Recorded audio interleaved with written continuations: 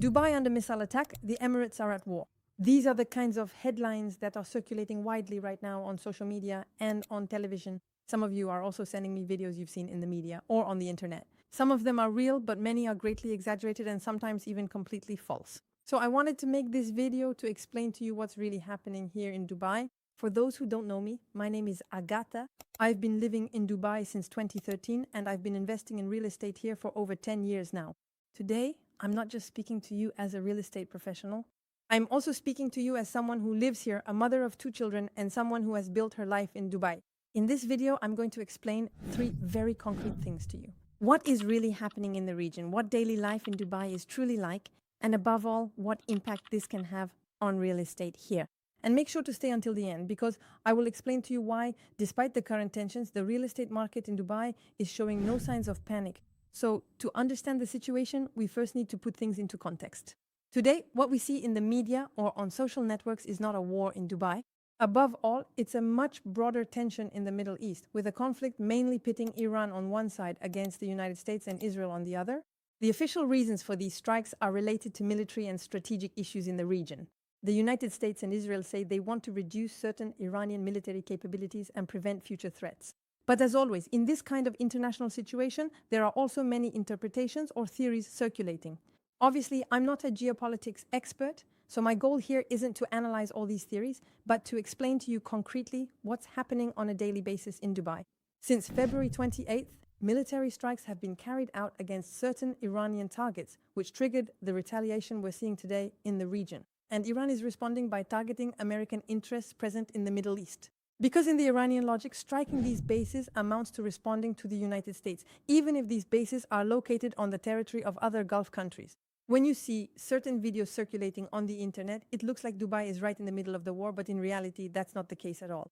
The United Arab Emirates, and therefore Dubai, have not entered the war against Iran. There is an important point to understand. The Emirates are a strategic partner of the United States in the region, and there are American military bases here. These bases are not there to launch attacks from Dubai. They are mainly used to monitor the region and maintain a strategic presence in the Gulf.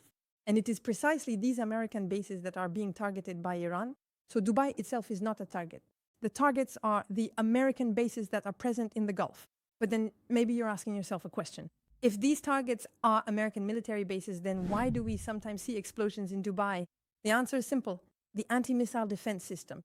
The Emirates have invested enormous amounts of money for years in very advanced air defense systems. Specifically, there are radars that constantly monitor the sky and allow for very early detection of a missile or drone launched in the region. Once the threat is detected, these systems are activated to intercept the missiles before they reach their target. In the vast majority of cases, these interceptions take place over the sea or far from populated areas, so the population doesn't notice anything. But in some rarer cases, the interception can occur later along the trajectory. And what people sometimes see in certain videos are not the missiles themselves hitting the city, but debris falling after an interception.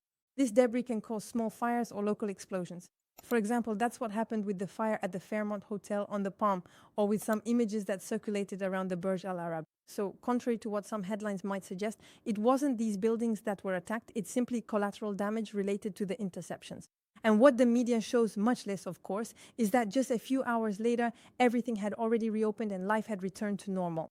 Just to be clear, I'm not trying to downplay the situation at all. The situation is obviously serious. It's definitely not normal to live in a place where debris falls from the sky, but I'm just trying to explain things as they are, with a bit more nuance. Because when my relatives in France call me in a panic to say, I saw on the news that the Burj Al Arab was attacked, the reality is actually very, very far from that image. By the way, to give you some perspective with official figures, as of March 7th, 2026, the UAE's defense systems have detected 221 missiles, of which 205 have been intercepted. Regarding drones, 1,305 drones have been detected and 1,229 have been intercepted. The defense systems have also detected 8 cruise missiles, all of which have been intercepted. When you look at these numbers, you realize just how effective the UAE's defense system is. And it's quite impressive to see that for a country where war has never been a priority, the authorities still anticipated this kind of scenario. So once again, I'm not at all trying to downplay the situation, but what's important to understand here is that the defense system is working. Now that you understand the regional context, let's talk about the question everyone is asking. What is life in Dubai really like today? The reality is very simple. Life goes on completely as normal. The malls are open, the restaurants are full, businesses are operating, and the economy is running as usual. There are no shortages, and the government has communicated very clearly that the country has significant food reserves. So there is no panic buying in supermarkets. There's also something that shouldn't be forgotten. Right now, it's Ramadan, and the country is living at a different pace. So when you see videos circulating saying the city is completely empty, there's no one in the streets, everyone is holed up at home, that's not true at all. It's not at all related to the current situation. It's because it's Ramadan, and that's just how it is here during Ramadan. During the day, the city is much quieter. When there's a potential risk of falling debris, we receive an alert on our phones, and a few minutes later, a second message tells us that the situation is under control. Obviously, it's an unusual situation for many of us, but it's nothing like the image of a city under constant missile rain. And if so many people today think that Dubai is at war, it's because of the way information spreads. On television and social media, the most spectacular images are the ones that get the most views, and so those are the ones that circulate the most. But that doesn't reflect the reality of daily life here at all. And that's exactly why I wanted to make this video, to share a more factual and nuanced perspective. But there's also another comment I hear often. Some people say, well, of course you say that. You sell real estate in Dubai. And honestly, I can totally understand that reaction. But there's also something important to understand. Before being a real estate agent and investor in Dubai, I'm also someone who lives here. I have a family, I have 2 young children, and my absolute priority is their safety. If I thought there was a serious risk to my family, I would have left immediately. Now that this point is clarified, the question that many people ask me is the following. What is the impact of this situation on the real estate market in Dubai? The answer today is very simple. For now, there isn't any. We are absolutely not in a situation where everyone is selling in a panic and prices are being slashed. The market is functioning normally. And what we are seeing, on the other hand, is rather 2 different reactions. On one hand, there are people who think there will be opportunities and call us to try to find what are called distressed deals, meaning properties sold quickly at slashed prices. Spoiler, unfortunately, that's not the case, and if it were, I would be the first to buy. And conversely, some people prefer to put their investment project on hold, which is completely understandable given the information that is constantly circulating in the media.